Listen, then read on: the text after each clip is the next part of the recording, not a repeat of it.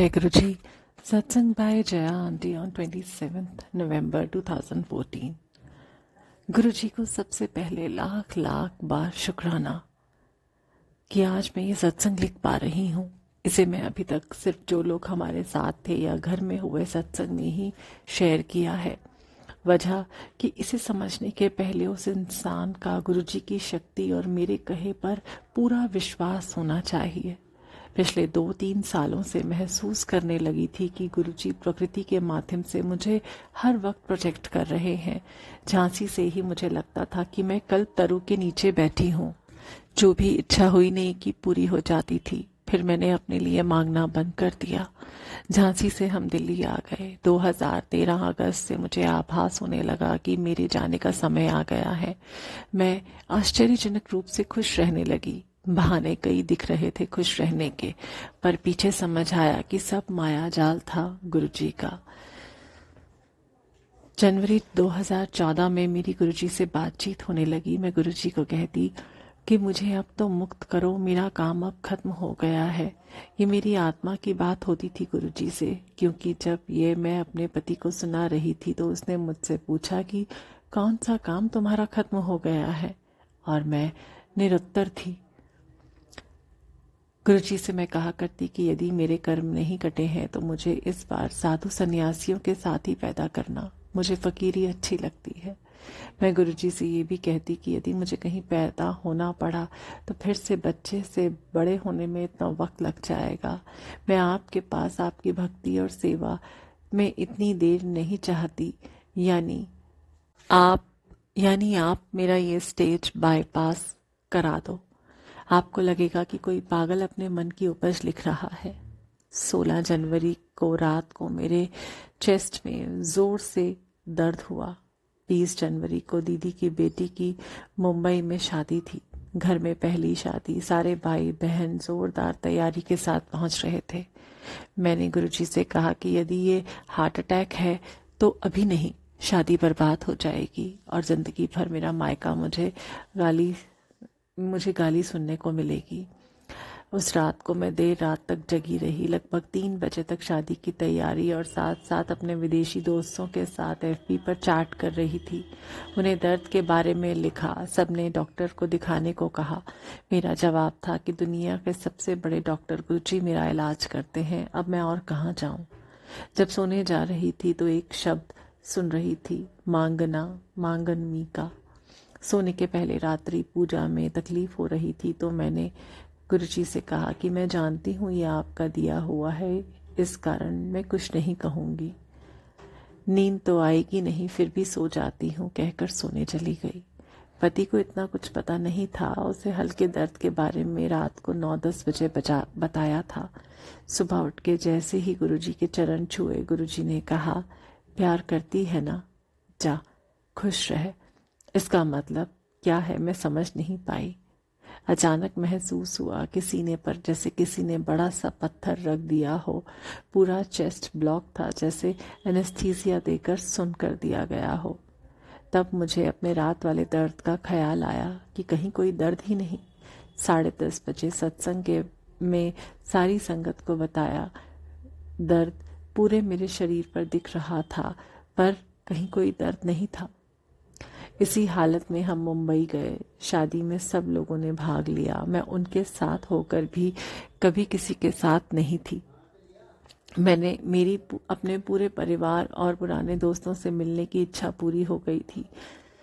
मेरी एक दोस्त को मैंने जब कहा कि मेरी लाइफ लाइन देखो कि मैं कैसे जिंदा हूँ, कि गुरुजी की मेहर ही है, तो वो जो काफ़ी स्पिरिचुअल है लाइंस देखकर और मुझे जिंदा देखकर रोने लगी। सभी परिवार वाले खासकर। मेरे पति मेरी मस्ती देखकर काफ़ी चिढ़ रहे थे, पर मैं अपने में थी कहाँ जो मुझे समझ आता। उसी हालत में दिल्ली वापस आई। यहाँ भी कुछ लोगों से मिलने की अधूरी इच्छा पूरी कराई गुरुजी ने। 24 को मैंने गुरुजी से उनके शिव रूप से प्रार्थना कर अपने गुनाहों की माफ़ी मांगी। साथ में ये भी कहा कि आप मुझे जो भी मुझे सज़ा दो मैं सहने को तैयार हूँ, पर मेरी गलतियों की सज़ा मेरे अपनों को नहीं देना। और मैं तैयार थी दुनिया की माया मोह से नाता तोड़कर जाने को। इस दौरान मेरे सीने पर वो बोझ लगातार बना रहा। दुनियादारी के सारे काम मुझसे बस हो रहे थे, सिर्फ शरीर से। 27 यानी सोमवार को अचानक 10:30 बजे के रोज वाले सत्संग में मैंने गुरुजी के सामने पूछा कि कोई हाथ देखना जानता हो तो मेरा हाथ देखकर बताएं। रति आंटी हाथ देखना जानती थीं। देखकर मेरी उम्र पूछी। बताने पर घोर आश्चर्य कि आंटी आप यहाँ कैसे हो सकते हो। मेरी लाइफ लाइन ही नहीं थी इस वक्त के लिए, पर सबने गुरुजी के इतने चमत्कार सुने हैं कि सबको लगा कि गुरुजी ने मुझे जीवन दे दिया है। हिम्मत अंकल, रतिया आंटी के पति, ने एक 13वीं वाला सत्संग सुनाया और कहा शायद आप बच गईं और आज आपकी 13वीं है। उस सत्संग में ये था कि एक आंटी बहुत बीमार थी, गुरुजी के पास आती थी पर गुरुजी बात नहीं करते थे और उनकी हालत बहुत खराब होती गई। एक दिन गुरुजी ने उसे बुलाकर बात की और उसके जाते ही पास खड़ी संगत को कहा कि आज इसकी 13वीं है। मुझे भी गुरुजी ने ब्लेस किया। सोच सबने गुरुजी का शुक्राना किया। अचानक गुरुजी ने वहीं से मुझे मंदिर बुलाया। मैं शाम को 3 बजे के आसपास जाने वाली थी, पर ये 12 बजे ही मुझे कोई जैसे अनजानी ताकत मंदिर की ओर खींच रही थी। ऐसे में मैं अपनी कार से जाया करती थी, पर उस दिन कोई और कार और ड्राइवर के साथ एक संगत अमरजीत आंटी को लगाया। गुरुजी ने मुझे प्रोटेक्ट करते हुए मंदिर ले जाने के लिए घर से निकले 10 मिनट ही हुए होंगे कि मेरी नज़र अपने हाथों की लकीरों पर पड़ी। मैं चौंक पड़ी। हाथों में पतली पतली जीवन रेखा उभर आई थी, जो मुख्य रेखा से मिल रही थी। मैंने आंटी को बताया, उन्होंने इसे हल्के में लिया। मंदिर में गुरुजी ने आमने सामने बस 5-10 मिनट बिठाया और हम वापस चले आए। कुछ देर बाद मैं उस दिन अपने किसी दोस्त से चैट कर रही थी। मैंने उनसे लिखा कि लगता है मुझे जीवन दान मिल गया। कई बार कोशिश की पर पोस्ट नहीं हो पाया। मुझे महसूस हुआ कि मैं कुछ गलत लिख रही हूँ। फिर मैंने लिखा कि मैं मरने वाली हूँ पर थोड़ी उम्मीद है, क्योंकि लाइफ लाइन अचानक बन गई है। ये तो पोस्ट हो गया पर उसने मेरी बातों को अनसुना कर दिया। पति घर आए तो लाइफ लाइन के बारे में बताया। सुनते ही सकते में आ गए। उन्हें याद आया कि पंडितों ने मेरी लाइफ पर खतरे का समय तो बताया था, पर गुरुजी के पास आकर हम इन सब बातों को भूल गए थे। हमने शाम को रति आंटी को अपने घर बुलाया। आते ही हाथ मैंने सामने कर दिया। देखती ही जैसे उन्हें चक्कर आ गया हो। कुछ पल बाद बोली, आंटी यदि मैं गलत नहीं हूँ तो आपकी तो लाइफ लाइन जुड़ गई। ये कैसे हो सकता है कुछ ही घंटों में। मैंने कहा सिर्फ 10 मिनट में ये बदलाव आया है। अब माहौल में कुछ गंभीरता छा गई। सबके अंदर सिवाय मेरे एक अनजाना सा भय आ गया। पति परेशान थे, बस गुरुजी को याद कर रहे थे। मैंने पति को कहा कि आप गुरुजी का शुक्राना ऐसे कर सकते हो कि ये सत्संग आवर गुरुजी ग्रुप पर लिख दो। वो कभी नहीं लिखते थे। उन्होंने लिखा। उसी रात लगभग 12 बजे मैंने अपना यही सत्संग लिखा और पोस्ट करने की कोशिश की, पर हर कोशिश के बावजूद वो पोस्ट नहीं हो पाया। मैंने ध्यान दिया कि एक लाइन मैंने लिखी थी कि शायद आज मेरी 13वीं है। जो हमारी सोच थी, मुझे लगा कि ये लाइन सही नहीं है, इसी कारण ये पोस्ट नहीं हुआ। रात मैं सो तो रही थी, पर मेरे से जुड़े लोग नहीं सो पा रहे थे। मुझे गुरुजी ने हिप्नोटाइज्ड या कहें ट्रांस की अवस्था में रखा था, जिसे सिर्फ गुरुजी का ही हुक्म सुनाई पड़ता था और कुछ नहीं। सुबह नींद खुलते ही हिम्मत अंकल का फोन आया। आवाज सुनते ही उन्होंने चैन की सांस ली और रति आंटी को फोन दे दिया, जो बेहद ही थकी और डरी आवाज में मुझसे बात कर रही थी।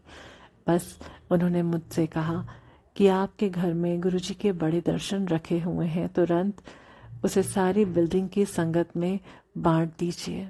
मेरे घर में काफी स्वरूप थे, ये उन्हें कैसे पता। हमें हैरानी तो हुई, पर वो समय इस चीज के लिए नहीं था। जैसे ही बेटा और पति घर से बाहर निकले, गुरुजी ने अपना घेरा मजबूत कर दिया। शब्द चल रहे थे और उसमें आने लगा, नाल नारायण मेरे यमदूत ना आवे नेड़े। पूजा करने गई तो शब्द आया कि गुरुजी ने मुझे अपने गले से लगा कर रखा है, कोई भी यम मुझे छू नहीं सकता है। 10:30 के सत्संग में मैंने जब ये शब्द वाली बात और पोस्ट ना होने वाली बात संगत आंटी को बताई तो रति आंटी बोल पड़ी कि हाँ आंटी, आप बस शांत हो जाओ, अभी समय नहीं टला है। रति आंटी की हालत इतनी खराब थी कि वो कुछ बोल नहीं पा रही थी। उन्होंने 3 बजे से यम को मुझे ले जाने की कोशिश करते हुए देखा था, पर जिस बिल्डिंग में हम रहते हैं उसे गुरुजी ने खुद प्रोटेक्शन दे रखी है। अमृत वेला में कई संगतों को गुरुजी की जोरदार हुंकार की आवाज सुनाई देती है, पर वो मुझे नहीं ले जा पा रहे थे। कभी बड़े मंदिर, कभी बिल्डिंग फॉर्म व्यू। वो भाग रही थी और दया मांग रही थी गुरुजी से मेरे लिए। सुबह तक उनके गले से पानी भी नहीं उतर रहा था। उनके हस्बैंड हिम्मत जी लगातार साथ थे। उन्होंने एक पुरानी संगत चोपड़ा अंकल को सारी बात बताई जो पुणे से ट्रेन से आ रहे थे। वो गुरुजी से आध्यात्मिक रूप में बहुत जुड़े हुए हैं। उन्होंने वहीं से इन्हें शांत किया और जो हुक्म है उसे करने को कहा। सारे संगत के घर गई और गुरुजी के दर्शन देकर आई, बिल्कुल बेहोशी की अवस्था में। मुझे एक पल के लिए भी गुरुजी ने संगत के बिना नहीं रहने दिया। बस सारी जगह इतना भारीपन था कि कोई भी वहां मौत के होने के आभास को पा सकता था। शाम तक किसी को समझ नहीं आया कि क्या करें, पर गुरुजी तो सारा ध्यान रखते हैं। मेरे सोल की बस एक ही तान थी, गुरुजी के साथ ही रहना है। पति ने पूछा, साथ रहो, अच्छा लगेगा, पर मुझे शब्द के सिवा किसी चीज पर मन नहीं टिक रहा था। एक एक पल इतना भारी था कि गुजर ही नहीं रहा था। सबको यह आभास हो चला था कि मेरी जान बच गई है, नहीं तो गुरुजी इतनी मेहर क्यों करते। पर सब कंफर्म होना चाहते थे, पर कहीं कोई इंडिकेशन नहीं था। इसी कारण सब डरे भी हुए थे। मैंने गुरुजी से हंसकर पूछा कि ये तो समझ गई कि आपने मुझे दूसरा जन्म दिया है और आज को ही मैं जन्मदिन मनाऊं या मरण दिन। रात तक कोई जवाब नहीं मिला। सुबह होते ही गुरुजी के दर्शन को नमन किया कि गुरुजी ने कहा, नया जन्म मुबारक हो। पहला ही शब्द बजा जो शुक्राने का था। मैंने पति को कहा कि खुश हो जाओ, मुझे नया जीवन मिल गया है। उनकी भी जान में जान आ गई। हम सब नॉर्मल थे। शुक्राने के लिए पति ने घर पर सत्संग का सोचा, जिसका निमंत्रण कुछ लोगों को गुरुजी ने पहले ही दिला दिया था। वो बेटे के साथ बाहर निकले तो मुझे किचन के पास से बेबी जॉनसन पाउडर की खुशबू आई।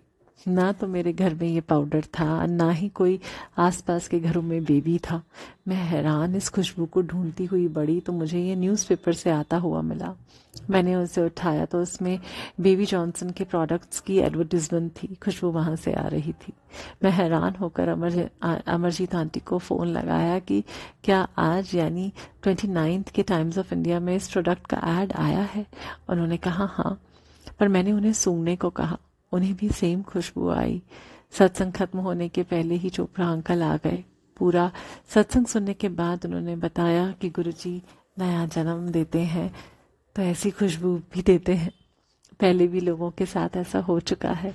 शाम को सारे संगतों ने मेरा बर्थडे सेलिब्रेट करने का डिसीजन लिया। सभी खुश थे, पर मेरी जिंदगी की कश्मकश तो अब शुरू हुई थी। लोगों का शोर मुझसे बर्दाश्त नहीं हो पा रहा था। मैं अब सम्मोहन से धीरे धीरे बाहर आ रही थी। इतनी आंतरिक तकलीफ में थी कि अमरजीत आंटी और अपने हस्बैंड से उलझ पड़ी सबके सामने, जबकि मैं इन लोगों का इतना सम्मान करती हूँ और मैं ऊंची आवाज में बात तक नहीं करती इनसे। ये पार्टी सॉन्ग प्ले कर रहे थे। मैं शब्द में रहना चाह रही थी। फिर चोपड़ा आंटी जो मुझे तब से ऑब्जर्व कर रही थी, उन्होंने सबको समझाया कि नया सोल शरीर को एक्सेप्ट करने में टाइम लगाएगा। मुझे शांत रहने दिया जाए। मैं विद्रोही हो रही थी। पहले तो गुरुजी को पूछा कि आप कहाँ हो। पूरी पार्टी के फोटो में उनको ढूंढा। मेरा विश्वास था कि ये सब इतनी बड़ी बात हुई है तो आप तो मुझे ब्लेस करने यहाँ आए ही होगे, पर दिखते क्यों नहीं। पर कहीं नहीं दिखे। दूसरे दिन मैं बहुत दुखी थी।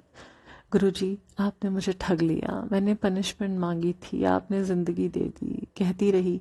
मुझ में वो वैराग्य की भावना पूरी तरह मौजूद थी जो मुझ में शरीर छोड़ने के पहले थी। यानी ना तो पति से कोई अटैचमेंट, ना ही बच्चे को देखकर कोई प्यार उमड़ रहा था, ना ही कोई किसी और से मोह। उस रात पतिदेव सीरियल देख रहे थे कि अचानक किसी ने मेरे कदमों को टीवी के सामने रोक दिया। लगभग 6 महीने से मैंने वो सीरियल देखना छोड़ रखा था और ना ही उस घड़ी के बाद फिर कभी देखा। उसमें महादेव पार्वती को किसी भक्त के बारे में समझा रहे थे जिसने तपस्या के फल के रूप में अपनी जिंदगी मांगी थी ताकि वो ज्यादा समय तक महादेव की भक्ति कर सके। मुझे मैसेज मिल गया था। महादेव के शब्द थे, लोग मुझसे मुक्ति मांगते हैं पर ये मुझसे भक्ति के लिए अपनी उम्र मांग रहा है। यानी मुक्ति से मुझे भक्ति ज्यादा पसंद है। और मुझे मैसेज मिल गया था। संगत को बताया तो एक अंकल ने कहा कि मुक्ति तो साधु मुनि को हजारों साल के बाद भी नसीब नहीं होती, आपको इतनी आसानी से कैसे मिल जाएगी, इतना दिमाग न लगाओ। मैंने भी सोचा कि ये तो उस वक्त की बात है जब शिव जी की मूर्ति भक्त के हाथों से प्रसाद भी खाते हुए दिखाई थी। इस युग में ऐसा थोड़ी ही हो सकता है। सत्संग के बाद मुझे ध्यान आया कि मेरे पूजा घर में इस पीरियड में किसी ने फोटो नहीं ली। मैं ले लेती हूँ। शिव जी की मूर्ति की फोटो खींची तो कैमरे ने लिखा ब्लिंक्ड आई डिटेक्टेड। मैं हैरान, फिर से लिया, फिर से वही मैसेज, वाइब्रेशंस फील हुई, बैठ गई। फिर और भी फोटो लिए जिसमें ऐसा कोई भी मैसेज नहीं था। फोटो खींचने के बाद मैंने कहा, देखो तू, क्या आखिर आप क्या दिखाना चाहते हो। पहले वाले फोटो में शिव जी ने अपनी गर्दन नीचे झुका ली, दूसरे वाले में एक तरफ गर्दन कर ली थी। जय हो गुरु जी, आपने इस कलयुग में भी शिव जी की मूर्ति को जवाब देते दिखा दिया।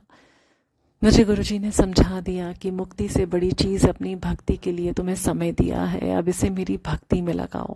मैंने गुरुजी को कहा, समझ तो लिया कि मुझे ठगा नहीं गया है, पर सोल शरीर को एक्सेप्ट ही नहीं कर रही थी। मेरे कष्ट को देखकर मुझे चोपड़ा अंकल के मुंह से गुरुजी ने समझवा कर शांत किया। इन सब के बीच मेरा चेस्ट उसी ब्लॉक्ड स्थिति में था। राइट साइड में कभी कभी थोड़ी हलचल होती थी, नहीं तो लगता था कि वहाँ कुछ है ही नहीं।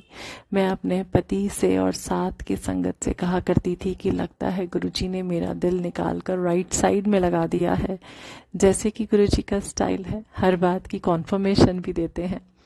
अभी कुछ दिन पहले एक संगत से इसे कंफर्म किया कि दिल राइट में ही था। एक दिन रात को लगभग 2-3 बजे अचानक मेरा दिल लेफ्ट साइड में धड़कने लगा, इतनी तेज कि मेरी नींद खुल गई। चेस्ट का ब्लॉकेज भी नहीं था। याद किया तो 16th यानी ठीक 1 महीने बाद ये हुआ था। गुरुजी ने मेरा दिल लेफ्ट से निकाल कर राइट में रखा था 1 महीने तक। ये है हमारे जीवन दाता गुरुजी। जय गुरुजी।